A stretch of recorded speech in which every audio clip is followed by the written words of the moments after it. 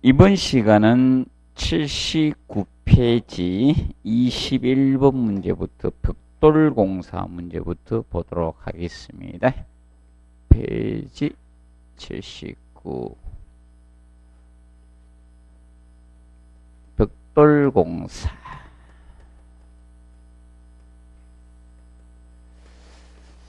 먼저 1번 보시면, 자, 벽돌벽의 균열은 모르타르와 강도 부족이나 신축성에 의해서 생길 수도 있고요.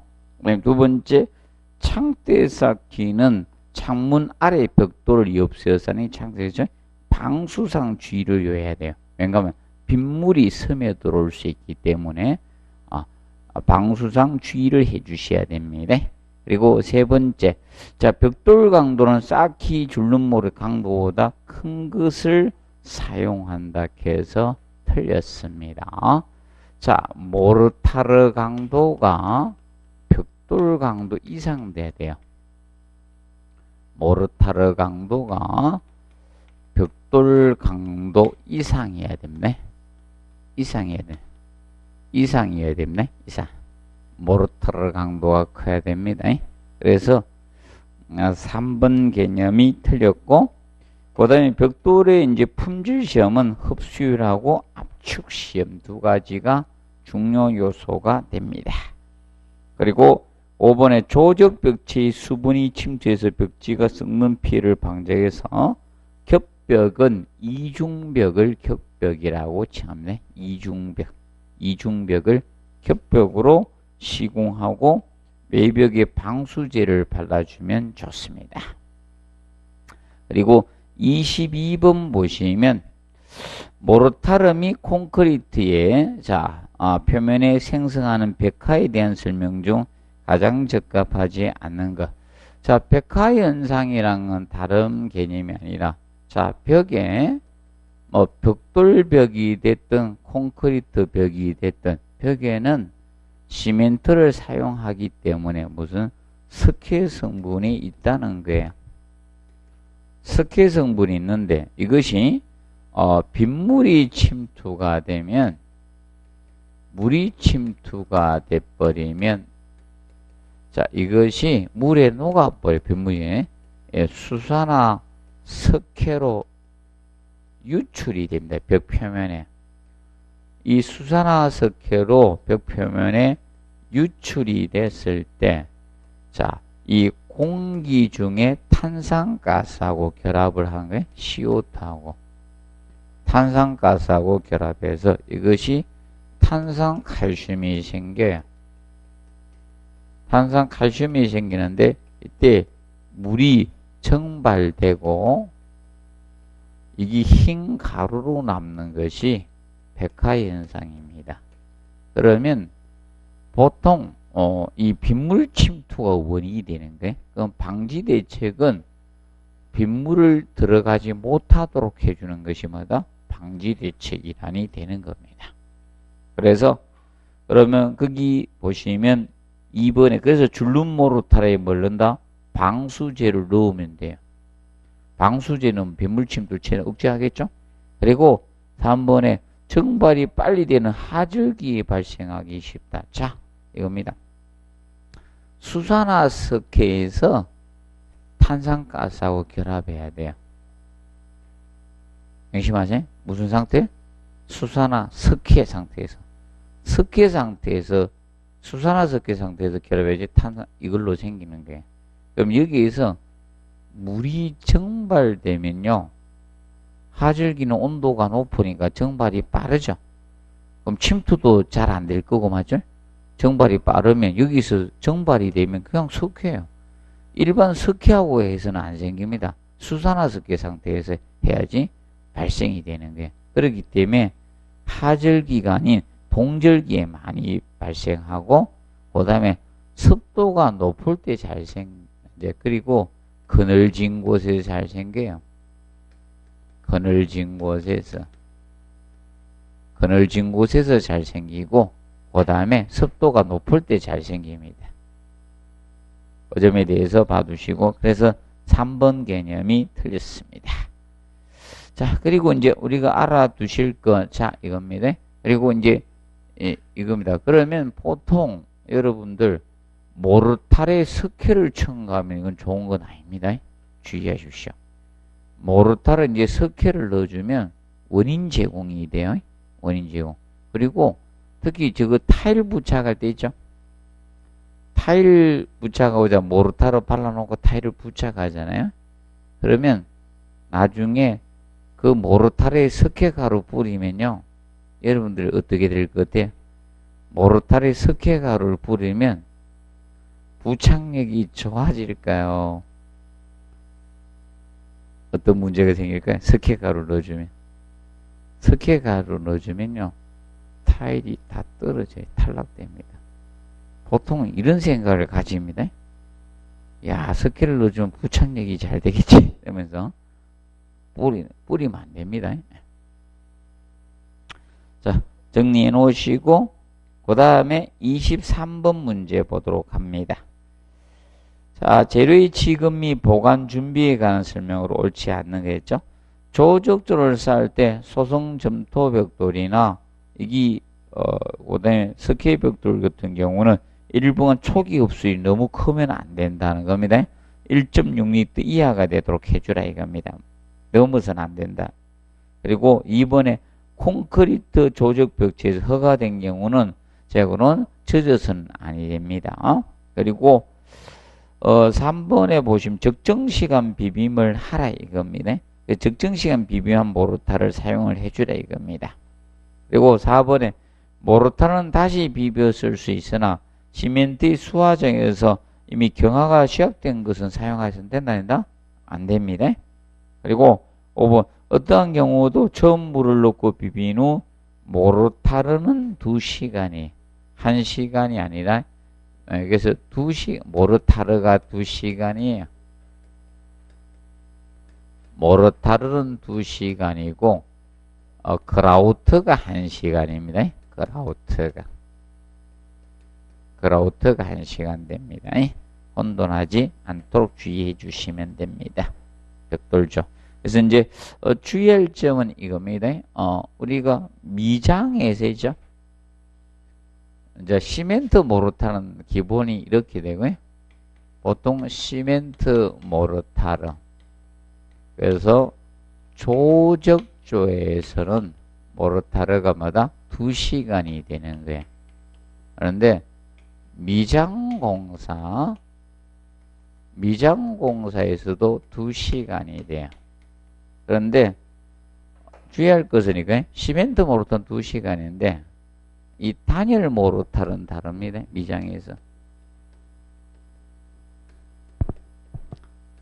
단열 모르타르는 1시간이 됩니다. 1시간. 단열 모르타르는.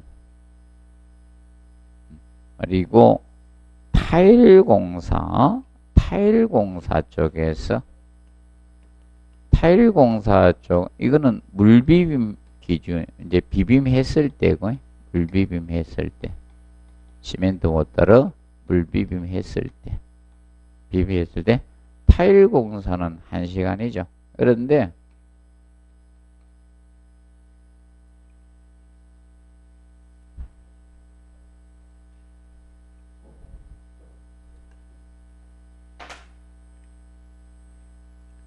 타일은 금비빔이 있습니다. 타일의 경우는 이건 물비빔이고 그런데 이거는 금비빔이 있어요. 금비빔은 3시간을 잡고 있어요. 3시간 이내에 공사하셔야 됩니다. 모르타르. 그리고 방수 모르타르는 45분이 됩니다. 방수 모르타르 45분 정도 되고요. 그래서 모르타르의 사용 시간이 약간씩 차이가 있습니다. 조금 주의해서 봐두셔야 되겠습니다. 조금 주의하시기.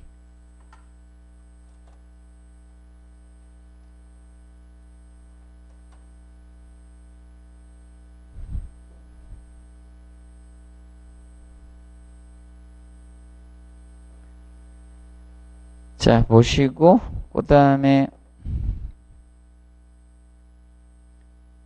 자, 81페이지 24번 문제. 보강벽돌 쌓기. 자, 보강벽돌 쌓기에서 이제 이거는 뭐 옛날에 제 18회 때만 언급이 됐습니다. 보강벽돌.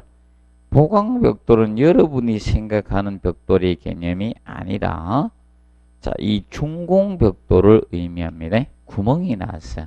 이거. 그래서 구멍이 하나만 10이에요. 구멍 난 벽돌이 있어요. 벽돌이 2개 구멍 난 게 있고요. 4개짜리가 있어요. 10, 20, 40 이렇게 돼요. 이 구멍 안에다가 철근을 넣고 콘크리트 채워주는 거예요. 이게 보강 벽돌 쌓기예요. 여러분이 생각하는 이 벽돌 아니에요. 붉은 벽돌 구멍 3개 난 거 이거 아니고 여기 철근 안 들어가. 이 보강벽돌. 그래서 이제 보강벽돌 쌓기 벽돌 공동부 모르타르 콘크리트의 축차 충전. 축차 충전은 벽돌 2 내지 3단 쌓을 때마다 사춤 채워주는 걸 충전해 주는 걸 축차 충전이라 해요.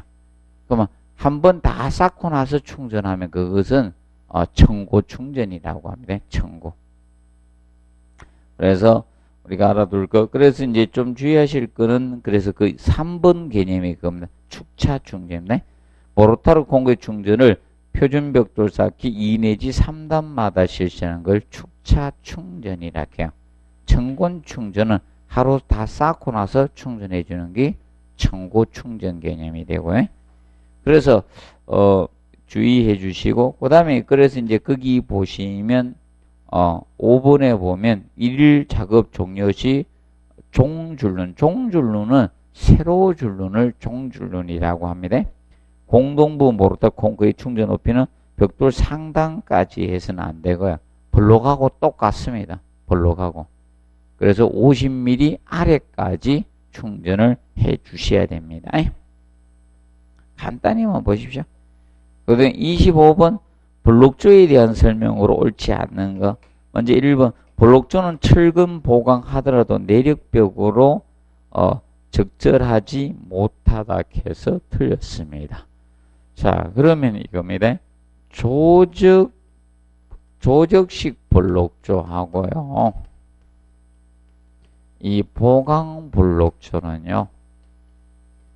철근 보강 블록조 이것은 내력벽 됩니다. 두께가 15cm 이상만 내력벽이 이건 내력벽이 됩니다. 그럼 내력벽이 아닌 거는 장막입니다. 블록 장막벽. 장막 블록조. 이 장막 블록조만 이거는 비내력벽입니다. 이것은 비내력벽 개념입니다. 이것은 내력벽이 아닙니다. 두께가 한 게 없어요. 장막벽은. 그래서 장막벽은 비내력벽이네. 장막벽 블록조는 비내력벽에 속합니다. 장막벽 블록조는 비내력벽입니다. 기억을 해 두시고 그 다음에 블록을 그 부지처럼 활용하면 콘크리트 혼용 사용할 수 있고요. 그 다음에 블록조의 개구는 되도록 인방을 설치해 주시는 게 좋습니다. 그리고 새로운 보단 가로홈이 블록조의 구조 내력에 영향을 많이 미칩니다. 그래서 될 수 있으면 무슨 홈을 파야 된다? 세로 홈을 파는 게 좋은 거예요. 안전을 위해서. 자, 그리고 여기 보시면 자 5번에 테두리 보는 분산된 벽체 일치하는 효과가 있습니다. 그 다음에 넘겨서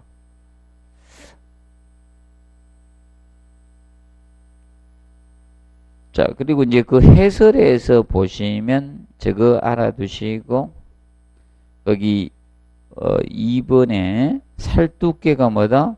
두꺼운 쪽 큰 편을 뭐다? 위로 가 두꺼운 쪽 큰 편 또는 두꺼운 쪽을 어떻게 위로 가게 쌓는다는 점 알아두시면 됩니다. 그리고 블록은 모르타르 뭐다? 4번 접착면만 어떻게 적당히 물추김 해주시면 됩니다. 그걸 좀 기억하시고, 그 다음에 5번에 블록은 공동부 사춘 몇 켜? 3켜 정도로 해주시면 됩니다. 그 다음에 이제 그 26번 문제 블록의 자재에 관한 이건 시방서 문제입니다.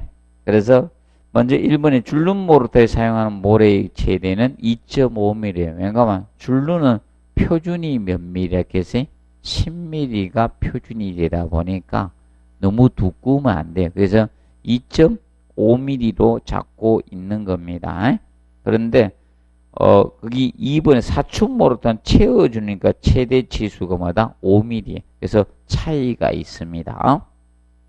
그 다음에 세 번째 사춘 그라우트의 자갈 최대 치수는 공사 시방에 의하면 되는데 시방서에 없는 경우는 우리가 블록 공동부 최소 폭의 보통 4분의 1 이하 또는 20mm 이하로 해주시면 됩니다.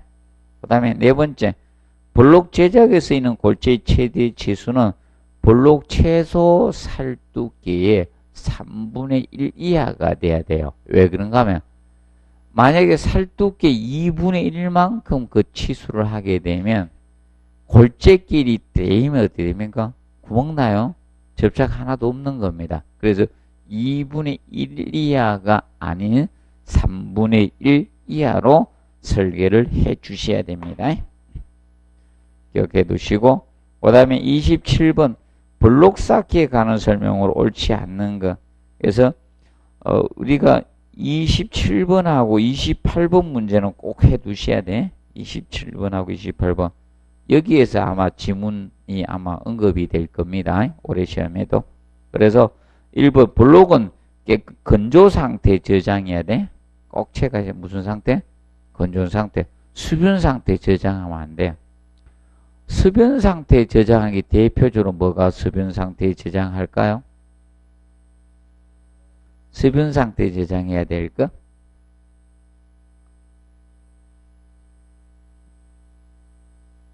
아무도 이야기 안 하십니까? 수변 상태 저장은 경량골재. 경량골재는 수변 상태에서 저장을 해야 돼. 수변 상태. 수변 상태에서 경량 콘크리트 할 때죠? 경량골재는 수변 상태에서 저장합니다. 자, 그리고 기억하시고 그다음에 2번은 자, 블록은 전체 물추김 하면 안 된다. 그래서 모르타르 뭐다? 접착면만 적당히 물추김해서 경화수가 부족하지 않도록만 해주면 돼요. 그리고 3번은 적정 시간 비빔하라. 이게 5분 정도는 비벼야 된다. 이게 너무 안 비비도 문제죠. 재료가 안 섞이니까. 너무 장시간 비비마다 재료 분리 생깁니다. 그리고 자, 그 다음에 이제 4번 최초의 물을 가고 비비면 모르타르 몇 시간? 2시간이랬겠죠. 그라우트가 1시간 됩니다. 그 점 기억을 해 놓으시고 그 다음에 28번 문제에서 단순 조적 블록 쌓기 세로 줄눈을 뭘로 한다? 막힌 줄눈으로 공사하면 돼. 그래서 28번은 주의할 것이 보강 블록조가 나오게 되면 그때는 뭐라 했어요? 혹시 보강 블록조가 나오면 이때는 통줄눈이라 했죠. 보강 블록조한 조건이 나오면 이때는 통줄눈으로 시공을 합니다. 그러면 이 조건이 안 나오면 무슨 줄눈? 막힌 줄눈이 막힌 줄눈.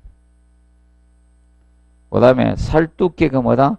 큰 편이 위로 가야 돼. 위로. 위아래가 이거 장난칠 거예요. 작년에 이제 지문 썼어 이거. 잘 봐야 돼요. 큰 편이 위로 가게 하고 그 다음에 특별히 지정이 없으면 몇 mm가 기준이다? 10mm가 기준이고요. 근데 치장줄눈 할 때는 줄눈 모르다 굳기 전에 줄눈 파괴하랬겠죠? 그리고 하루 작업 종료 시 새로 준 공동부는 자, 명심하세요. 그라우트나 모르타르는 블록의 상단까지 두면 안 된다 했죠. 얼마 아래에 두라? 50mm 아래에 둬야 돼요. 자, 블록을 이렇게 쌓았을 때 살두께가 큰 편이 위로, 그럼 구멍 작은 게 위로 가라 이거야. 이렇게 해서 쌓을 때 그러면 중앙에다가 철근 보강을 하고 채워줄 거 아닙니까? 사춤을 합니다. 안에 이제 채워 넣었을 때 볼록 위에서 50mm 아래까지만 여기까지만 채워주라는 거예요. 오늘 작업 종료하면 다음에 여기 시공 이음을 볼록 속에 두자는 거예요. 시공 이음을 볼록 속에 두게 해서 볼록 상단까지 채워서는 안 된다는 겁니다. 그 점을 우리가 기억을 해 두시면 되겠습니다. 그래서 그걸 기억을 해 놓으시고요. 그래서 84페이지 나오는 거 있죠. 해설은 공부해 놔야 돼. 얘는 무조건 해 놔야 돼. 자, 한 곳을 하라. 그러면 이걸 하면 돼. 28번 해설 있죠. 나는 공부하기도 싫고 앞에 거 하기 싫다 그러면 이거는 꼭 해야 돼. 그래서 거기 1번에 자 그래서 될 수 있으면 자 막힌 줄을 공사하고 그 다음에 어디부터 쌓아나간다. 2번은 뒤에만 체크하지.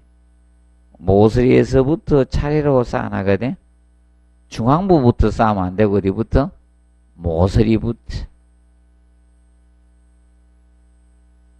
모서리부터 쌓아나가야 됩니다. 모서리부터.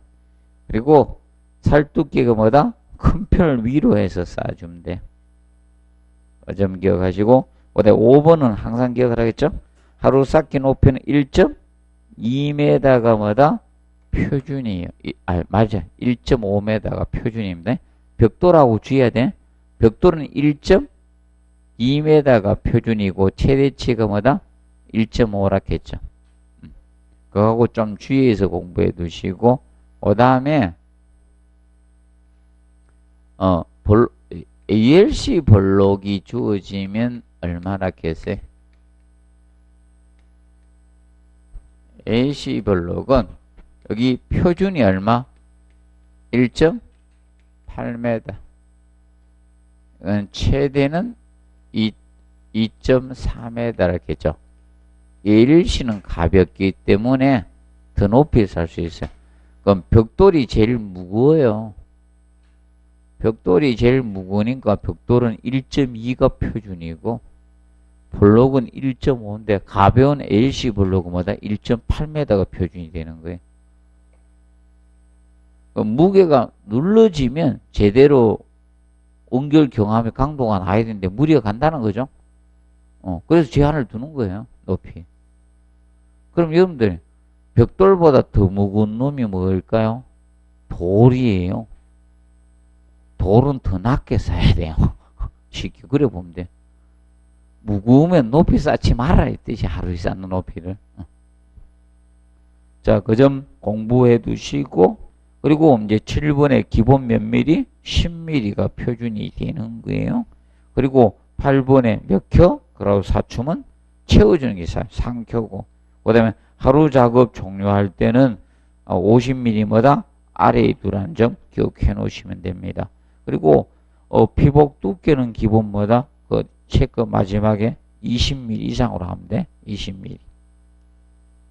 그 점 봐두시고 그 다음에 29번에 보강블록 공사 나옵니다. 보강블록 공사. 보강블록 공사 하면요. 자, 세로근은 구부리지 않고 해야 돼. 세로근이 주근이라 했죠. 벽에서는. 구부리지 않고 해주시고 그 다음에 2번에 세로근은 밑창 콘크리트 윗면에 철근 배건하고 나서 멍매김을 하고 기초판 철근이 정착하고 고정시켜서 배건. 그럼 콘크리트 탓을 하기 전에 미리 해놔야 된다. 이게.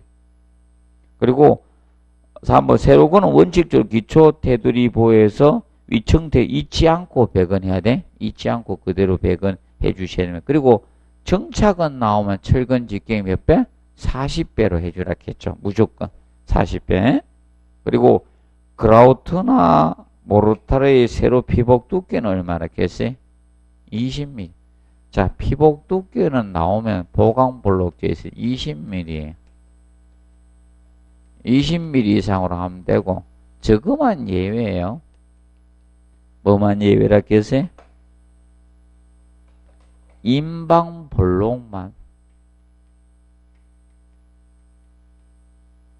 인방볼록만 피복 두께가 30mm예요. 얘만 주어지면 인방볼록만 주의하시고요. 인방볼록만 주의하시면 됩니다. 인방볼록만. 해가지고 그 다음에 정착은 나오면 무조건 얼마? 정착은 무조건 얼마? 180? 아니 정착은 40배 하고 철근짓기. 그리고 갈고리는 180도 갈고리는 얼마? 180도 갈고리하고. 정착은 무조건 40배 철근직경이. 그 다음에 30번 문제 보시면 다 인방볼록 쌓기에 대해서 해놨습니다. 자, 인방볼록은 가설틀 설치하고 그 위에 쌓아주시면 되겠고, 그 다음에 인방볼록은 창문틀 작업에 200mm 이상 물려주면 돼요. 그런데 얘는 도면이나 공사 시방서에 정한 바가 없으면 400mm 해주면 되고, 근데 인방볼은 400mm 없어요. 최소 200mm 이상만 있고 인방볼록만 400mm 규정이 있는 거예요. 그 다음에 이제 4번에 그라우틀 부어넣을 때 인방볼록마다 전체를 충분히 물추김하면 안 됩니다. 앞면만 해주라 했죠? 예, 그래서 앞면만 물추김해야 돼요. 자, 인방볼록이 U자형 볼록이라 했어요. 이렇게 생겼어요. 그래서 여기에다가 철근, 배근 넣고 콘크리트 채워주는 거예요. 그렇기 때문에 어디만 물추김하라? 요게 앞면, 요 안에면 여기만 물추김한다는 거예요. 여기만. 앞면만 물추김하는 거예요. 네. 전체 물추김하면 안 돼요. 그래서 모르타의 경화수가 부족하지 않도록만 해주면 됩니다. 그래서 4번 개념이 들고 이때 피복 두께는 얼마로 한다? 30mm 되고 그 다음에 31번 볼록 쌓기에서 수평 와이어 메쉬 나오죠? 와이어 메쉬는 이겁니다. 가로근 대신에 쓰는 거야. 가로근 수평철근이잖아요. 대신에 우리가 와이어 메쉬가 뭐예요? 용접 철망.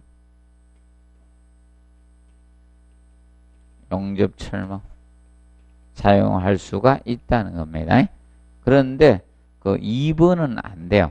수직 하중에 경감 효과는 없어요.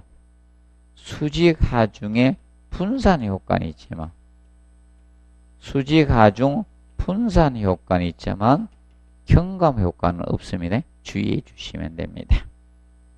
자, 그리고 넘겨서 32번 조적 구조에 대한 설명으로 옳지 않는 것 되었습니다. 보강 볼록조는 볼록의 빈 구멍에 철근과 콘크리트 넣어서 보강 콘크리트 보강했어요. 얘는 뭘로 무슨 줄로 공사한다? 통줄로 공사해야 돼. 이건 시공의 뭐 때문에 용이성 때문에 통줄로 공사해야 돼요. 그리고 공간 쌓기는 뭐 방한, 방음, 방세 효과가 할 수 있죠. 방습도 되고 그 다음에 3번에 내하벽돌은 내하성을 향해 물추기를 충분히 해서 사용한다. OX, X. 얘는 시멘트 모르타르가 아니기 때문에 물추김이 필요 없어요. 물추기 하지 않습니다. 봐두시고 그 다음에 벽돌 내쌓기는 벽돌 벽면에 내밀어 쌓는 방법으로 벽돌 벽면 중에 한 켜 내쌀 때는 8분의 1비가 되고 두 켜 내주면 4분의 1비까지 가능합니다. 그런데 내쌓는 한도는 뭐다? 2비다. 그리고 개구의 아치는 하부에 뭐다? 인장력이 발생하지 않게 하는 게. 그러면 힘의 전달 얘는 뭐로만 전달한다? 압축력으로만 전달한다 겠죠? 그 다음에 33번 다음 조적식 조적식 구조에 대한 설명 옳지 않는 거. 조적식 구조인 각 층의 벽은 편심 하중에 작용하지 아니하도록 설계하는 게 좋아요. 그리고 두 번째 조적 구조인 칸막이 벽 그 칸막이 벽을 뭐 경계벽이라고도 하죠. 칸막이 벽을 경계벽이라고도 합니다. 그래서 두께는 얼마 이상? 90mm 이상만 되어 주시면 됩니다. 90mm. 90mm. 자, 그리고 폭이 1.8 넘는 개구상 철근 콘크리트 인방 설치하라 했죠. 보시고 그다음에 상하층 개구 동일 수직선상에 배치를 해주는 게 좋습니다. 그 다음에 조적시 구진이 내어 쌓기자 철골이나 철근 콘크리트 보강을 해 주시라는 겁니다. 그 다음에 34번 건시석재 앵커 긴결공법에 대해서 다루고 있습니다. 자, 그러면 우리가 연결철물은 석재 상하 양단에 설치하되 하부의 것이 고정용이 아니죠. 하부는 뭐다? 지지라겠죠. 모르시면 여러분들이 사다리 올라가는 거 기억하라겠어요? 사다리 올라갈 때 여러분들 뭡니까? 다리로 이런 몸무게를 지지하죠. 상부 팔이 고정이잖아. 떨어지지 말라고. 그래서 조금 주의해 주시면 됩니다. 그 다음에 2번에 건식 석재 붙임 공사의 두께는 30mm 이상이 돼야 돼. 왜 그런가 하면 건식은 이거잖아요. 뒤에 모르타르 사춤을 한다 안 한다? 안 해요. 그럼 돌 뒷면에 모르타르 사춤하면 습식이고요. 모르타르 사춤이 없으면 뭐다? 건식이에요. 건식공법이에요. 그렇기 때문에 건식공법을 쓸 때는 돌의 두께가 일정 두께 이상 되라 이 뜻입니다. 그걸 기억을 해 놓으시고 그 다음에 3번에 앵커 긴결공법은 시공한 경우 상부석재 하중이 하부석재 전달되지 않도록 해야 됩니다. 그리고 긴결철물은 농막이 처리를 해 주시고 그 다음에 석기가 응집될 우려가 있으니 부위주는 눈물구 한기구 설치해 줍니다. 그러면 건식석재는 섭식에 비해서 어떻게 됩니까? 시공 속도가 빠르다 느리다? 빠르다는 거죠. 그리고 백화 현상의 우려가 적은 거예요. 그런데 백화 현상의 우려가 큰 건 뭐다? 습식의 경우가 백화 우려가 있습니다. 백화. 그 다음에 그래서 그 밑에 건식공법 특징 해놨어요. 공부해 놓으세요. 건식공법 특징. 사춤 없이 모르타르 사춤입니다. 모르타르 사춤 없이 긴결천물을 사용해서 고정해 주고 그래서 앵커 천물 또는 합성수지를 이용해서 정착을 합니다. 그리고 구조체의 변형이나 균열 영향을 받지 않는 곳에 주로 사용하고 시공의 정밀도는 우수하고 동기공사가 가능한 시공속도가 빠른 게 특징입니다. 그리고 석재의 흡수율 순서 해놨습니다. 그래서 응해암이 가장 크고 사암, 안산암, 하강암, 대리석수. 그래서 대리석이 흡수율은 적습니다. 그리고 넘겨보면 36번 혹시나 한번 해놓으세요. 자, 석재 표면 조밀에 의한 가공 순서 있죠? 그 메다듬을 세메로 다진다 해서 메다듬이라고도 하고 혹을 큰 혹은 떼고 작은 혹은 둔다 해서 혹두기라고 돼. 메다듬을 혹두기 매정 도잡물 이런 순서대로 갑니다. 간단히 한번 봐두시고 그 다음에 37번 대리석에 대해서 해놨습니다. 대리석은 석회암의 변성암입니다. 자, 석회암이 지구의 내부에서 압력을 받아서 뭐다? 성질이 변한 암석이 변성암이죠. 변성암이 대리석이에요. 그래서 빛깔 강택 좋고 무늬 좋죠. 그래서 이런 장식용 이런 내장용으로 많이 사용되고 있다. 그 다음에 2번 꼭 기억하시고 내마모성 내구성이 적으므로 외장료는 좋지 않습니다. 그리고 설치 완료 후 24시간 경과 후가 아닌 적시입니다.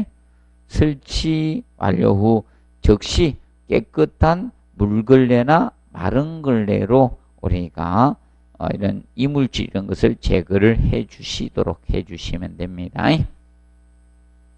기억을 해 놓으시고 그 다음에 페이지 89페이지 지붕구조. 지붕구조는 뭐 한 문제 정도 출시할 수 있는 파트입니다. 그래서 올해는 종합편으로 가거나 홈통 쪽을 다룰 수가 있다. 이렇게 보시면 됩니다. 홈통 쪽. 그래서 먼저 1번의 지붕구조에 대해서 해놨습니다. 옳지 않는 거. 지붕구조는 사용재료의 특성에 따라서 달라져요. 그래서 여러분들이 예를 들어서 저거죠. 기와를 사용했느냐, 맞죠? 초가 지붕을 사용했느냐, 틀려집니다. 그리고 지금 방수 재료가 틀려지니까, 방수 재료가 좋아지니까 평지붕 가잖아요. 자, 여러분들 조선시대 때 평지붕이 있었습니까? 없었죠.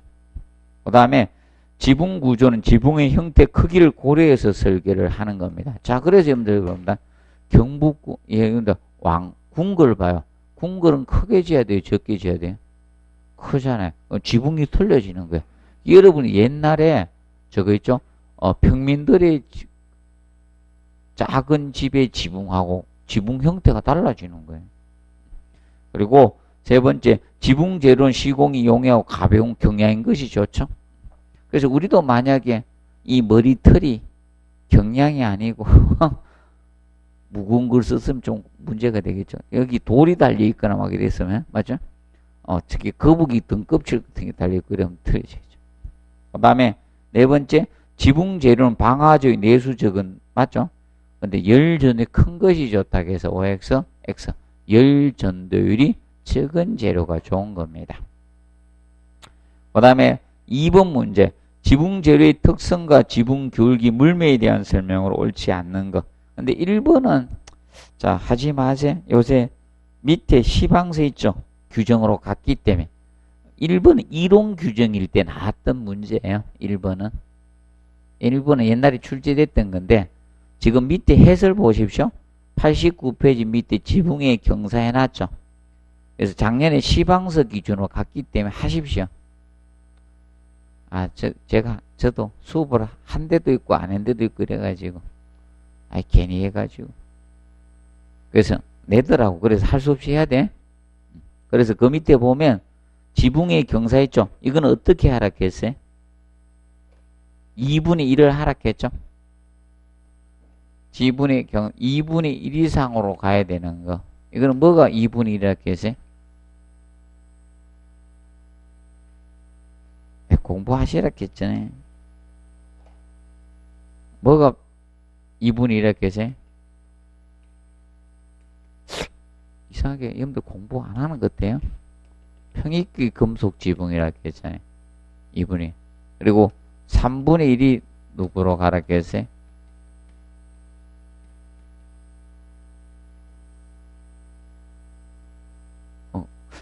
암기 안 했어요. 2개 있었잖아요.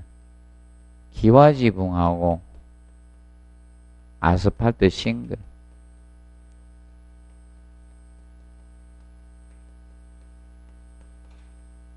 그리고 나머지 4분의 1은 기타 금속 단어 나오면 기본 얼마? 금속 지붕은? 금속 뭐 골판이다 뭐 이래 나오면 4분의 1. 그리고 쓸데없이 지붕 길게 쓰면 얼마? 50분의 1 이상.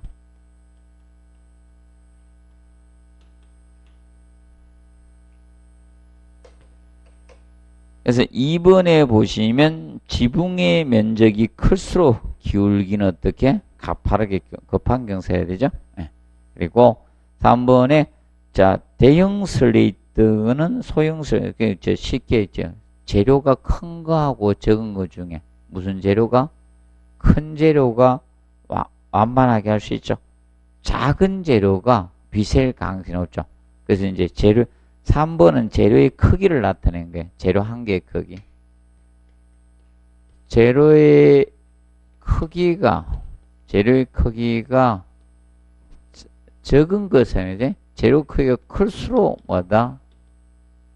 재료의 크기가 클수록 완만한 경사를 할 수 있다 했겠죠?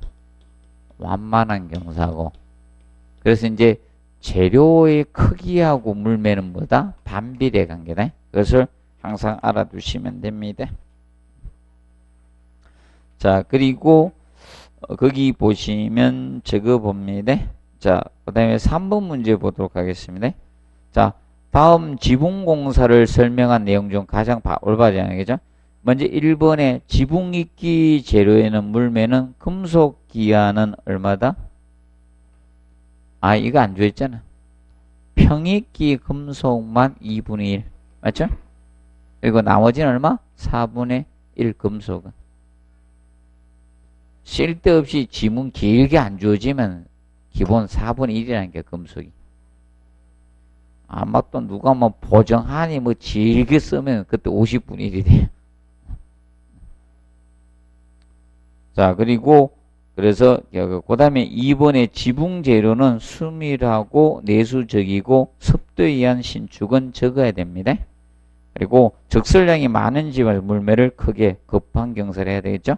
그리고 4번에 지붕 재료 크기가 클수록 비가 작을수록 비가 새기 쉽죠.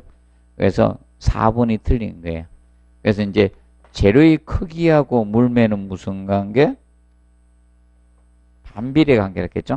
재료의 크기하고 경사는 무슨 관계? 반비례 관계라겠죠. 그걸 항상 기억을 해 두시고, 그 다음에 저거 공부했던 거 기억하십시오. 평지붕, 완만한 경사지붕, 일반 경사지붕, 극경사지붕 했었죠. 그거 공부해 놓으세요.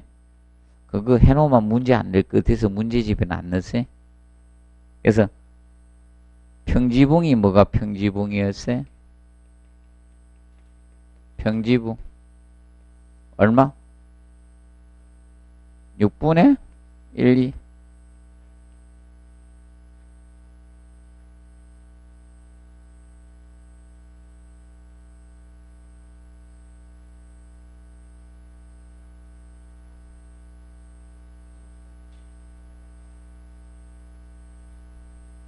극경사 지붕은 뭘 극경사라 했어요? 극경사는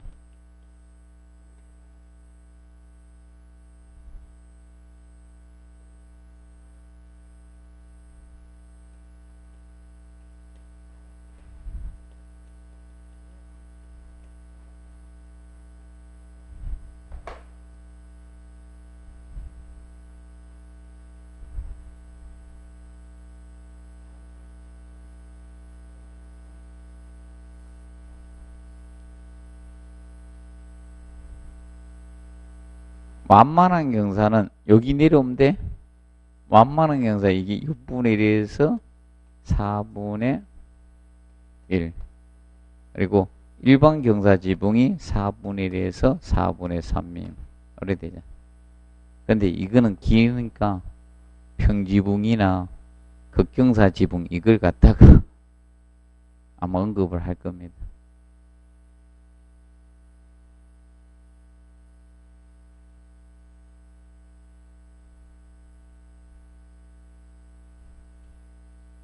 공부해 놓으시고, 그 다음에 4번 홈통에 관한 설명으로 옳지 않는 것을 내가 나왔습니다. 책에는 없어야지 잘래. 교수들이. 그래서 써놓지는 않았습니다. 우리 수업은 해드렸었잖아. 기억나시죠 이거? 전혀 기억이 없어요?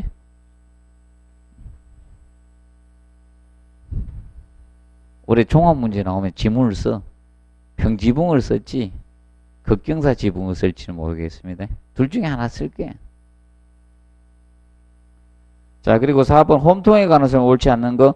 첨화 홈통과 선 홈통 연결한 그 경사 홈통이 뭐다? 깔때기 홈통이고, 첨화 끝에 수평에 설치해서 빗물을 받는 것이 첨화 수평 홈통이죠. 그리고 3번 첨화 홈통에 내려오는 빗물을 지상으로 유도하는 수직 홈통의 선 홈통이고, 그 다음에 미상부 선홈통의 빗물을 받아 아래층 하부의 첨화홈통 선홈통 중에서 지붕에 눕혔다 해서 누이는 홈통인 거예요. 눕혔다 해서 무슨 홈통? 누이는 홈통. 그리고 4번에 두 개의 지붕면이 만나는 자리 또는 지붕면과 벽면이 만나는 수평 지붕고르마다 지붕고르 홈통이에요. 지붕고르 홈통이고, 그리고 거기 보시면 두 개, 그래서 이제 장식 홈통은 그 밑에 써놨죠? 해설에 써놨습니다. 보시고, 그 다음에, 자, 5번 문제. 금속판 지붕에 대해서는 그냥 한번 보시고요. 그 다음에 6번. 지붕공사 중 아스팔트 싱글 공사에 관한 설명 중 옳지 않는 거. 아스팔트 싱글은 아까 얼마 했어요? 물매가? 싱글? 3분의 1. 자, 아스팔트 싱글은 싱글형 못이나 그물못으로 고정하시면 되고, 그 다음에 아스팔트 싱글 작업은 지붕 경사면과 평행 방향에서 틀렸습니다. 직교 방향이어야 돼. 직교 방향으로 해주시고, 전체적인 작업면은 대각선 방향으로 지붕 상부 방향으로 향해야 돼요. 왠가면 지붕하고 방수는 시공 순서가 어떻게 된다? 아래에서 위로 가야 된다. 그래서 아래에서 위. 항상 기억하십시오. 아래에서 위로 가야 된다. 그래서 상부 쪽으로 해야 된다. 그래서 경사면과 직교 방향으로 해주시고, 자, 상부 쪽으로 진행을 해 주셔야 됩니다. 그리고, 자, 그리고 3번에 문제 못 받기 있죠? 싱글용 모양 그물못을 사용을 해 주는데, 주의할 점, 공장에서 뭐다? 접착제가 도포된 뭐는 못질을 하면 안 됩니다. 그래서 4번에 모선 싱글 모서리 붙은 몇 미리? 50mm 지금 위치해야 돼. 바깥에 접착제가 도포되어 있거든. 그래서 기억하시고, 그 다음에 모선 무조건 몇 개 박는다 했어요? 싱글 형태 관계없어요. 무조건 4개. 모선 4개 박습니다. 기억을 해놓으시고, 그 다음에 넘겨서 7번에 자, 홈통공사에서 선홈통에 관한 기술 중 옳지 않는 거 되어놨습니다. 그래서 선홈통은 수직 홈통을 무슨 홈통? 선홈통이라고 했습니다. 선홈통. 그래서 선홈통은 기본적으로 그 1번은 틀렸죠. 제작 길이는 3,000m, 3m에 3m로 제작이 됩니다. 3m 이하로 제작을 하면 되겠고, 그리고 선홈통은 2번 가지고 시험을 했죠. 2번. 자, 이겁니다. 벽면이 있을 때, 자, 벽에 고정을 시키면 안 돼. 밀착시키면 소음이 전달돼요. 그래서, 최소한 몇 미리 이상 이격시켜라? 30mm 이상 이격시켜야 돼요. 30mm 이상 이격시키라는 거. 그리고, 자, 5번 체크해 놓으시고, 자, 선홈통의 하단부 배수 45경 건물 바깥쪽 해야 돼. 그래서 이 하단부는 건물 바깥쪽 해 45도 방향으로 이렇게 가주셔야 돼. 45도. 자, 그리고 8번에 선홈통 공사에서 맞댄 용접 및 그물 접기에 관한 설명 옳지 않는 것 나왔습니다. 그래서 거기 1번에 수평 그물 접기 겹친 폭은 최소 20mm 이상이 돼 주시면 돼. 그런데 4번하고 비교해 놓으세요. 수직 그물 접기는 높이 최소 25mm 이상으로 하고 이중 그물 접기 수직은 25고요. 수평은 얼마다? 20mm. 자, 그리고 2번에 겹침 용접의 폭은 최소 25mm 이상으로 해주시면 됩니다. 그리고 신축 위험의 폭은 75mm 이상으로 하고 최소 25mm 정도 거동을 허용하도록 해주면 돼요. 그러면 허용하는 거 25, 용접 폭의 최소도 25고 거의 다 되는데 주의할 거는 이거죠. 수평 그물 접기면 얼마로 한다?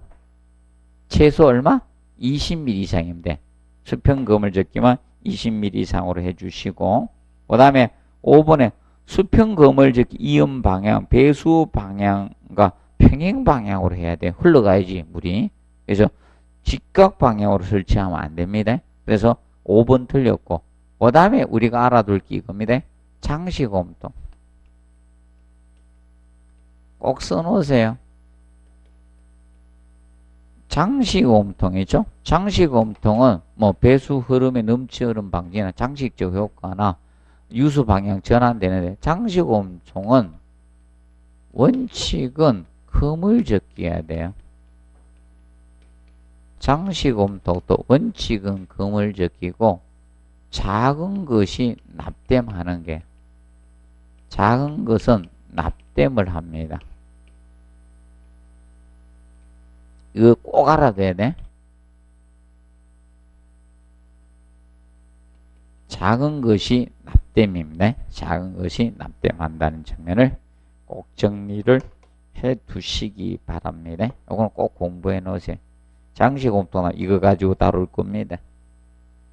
주의해서 봐두시기 바랍니다. 얘는 꼭 봐두십시오.